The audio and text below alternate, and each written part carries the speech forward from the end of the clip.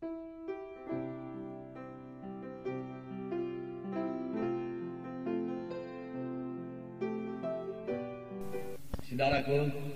mari kita dengarkan firman Tuhan mengenai perkataan-perkataan iman yang menurunkan kuasa Tuhan.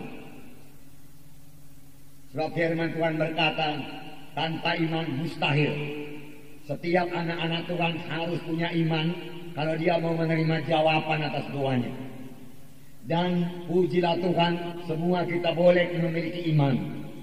Kalau Tuhan menuntut supaya kita punya iman, kalau Tuhan minta supaya kita harus punya iman, supaya doa kita, supaya kita bisa mengalami mujizat Tuhan, kita harus punya iman. Dan tidak semua anak Tuhan boleh punya iman, maka Tuhan itu tidak adil. Tetapi yang benar ialah Tuhan memang meminta semua anak-anaknya memiliki iman untuk menerima jawaban doanya, untuk menerima kuasa Tuhan. Dan Tuhan telah memberikan iman bagi semua anak-anaknya. Saudara sudah memiliki iman, saya sudah memiliki iman. Walau iman saudara barangkali hanya sebesar biji sesawi saja, firman Tuhan berkata itu sudah cukup untuk memindahkan satu gunung. Pada hari ini mari kita lihat bagaimana kita mempraktekkan iman tersebut, supaya kuasa Tuhan turun dalam hidup kita, supaya kita menerima jawaban atas doa kita, supaya kita menerima kuasa Tuhan dan ajaib Tuhan yang belum berubah itu dalam hidup dan pelayanan kita. Markus pasal 7 ayat 24 sampai 30. Mari kita baca bersama-sama. Lalu Yesus berangkat dari situ dan pergi ke daerah Tirus. Ia masuk ke sebuah rumah dan tidak mau bahwa ada orang yang mengetahuinya, tetapi kedatangannya tidak dapat dirahasiakan. Malah seorang ibu yang anaknya perempuan kerasukan roh jahat segera mendengar tentang dia, lalu datang dan tersungkur di depan kakinya. Perempuan itu seorang Yunani bangsa Sirofenisia. Ia memohon kepada Yesus untuk mengusir setan itu dari anaknya. Lalu Yesus berkata kepadanya, biarlah anak-anak kenyang dahulu, sebab tidak patut mengambil roti yang disediakan bagi anak-anak dan melemparkannya kepada anjing. Tetapi perempuan itu menjawab, benar Tuhan, tetapi anjing itu di bawah meja juga dapat remah-remah yang dijatuhkan anak-anak. Maka kata Yesus kepada perempuan itu, karena kata-katamu itu, pergilah sekarang, sebab setan itu sudah keluar dari anakmu. Perempuan itu pulang ke rumahnya, lalu didapatinya anaknya itu terbaring di tempat tidur, sedang setan itu sudah keluar. Luar biasa kuasa Tuhan. Seorang ibu yang bukan orang Yahudi datang kepada Tuhan Yesus. Dia seorang Sirofenisia, orang Kanani, orang Yunani dikatakan di sini. Saudara yang baru sedikit saja mendengar tentang Yesus, tidak sebanyak yang kita dengar sekarang ini.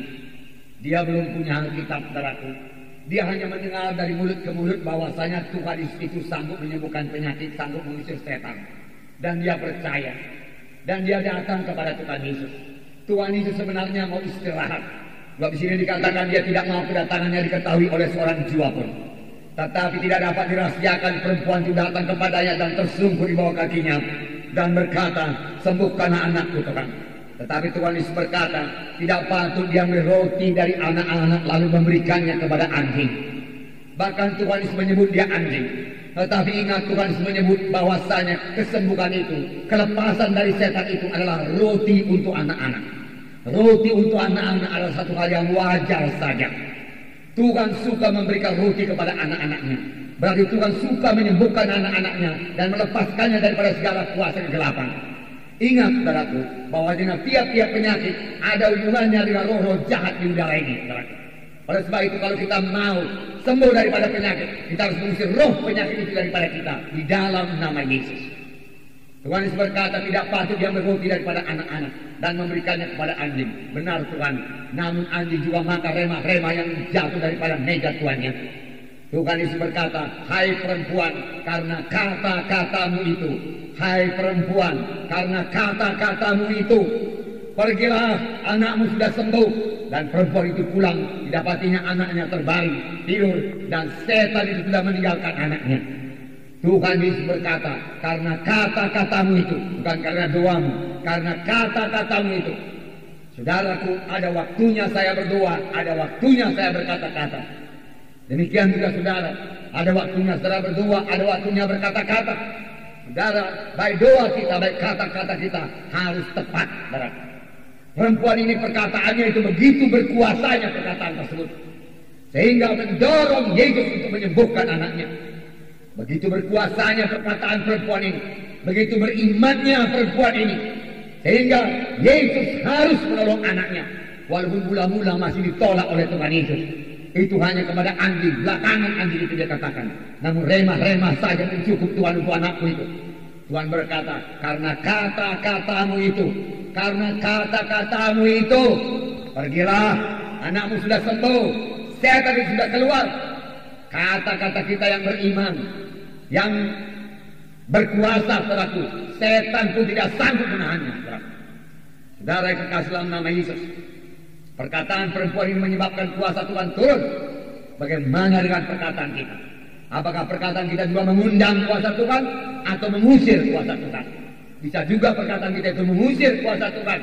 Sebab perkataan yang kita ucapkan bukanlah perkataan yang beriman, tapi perkataan yang kalah, perkataan yang mengeluh, perkataan yang berkata tidak mungkin lagi saya ingin tolong Tuhan.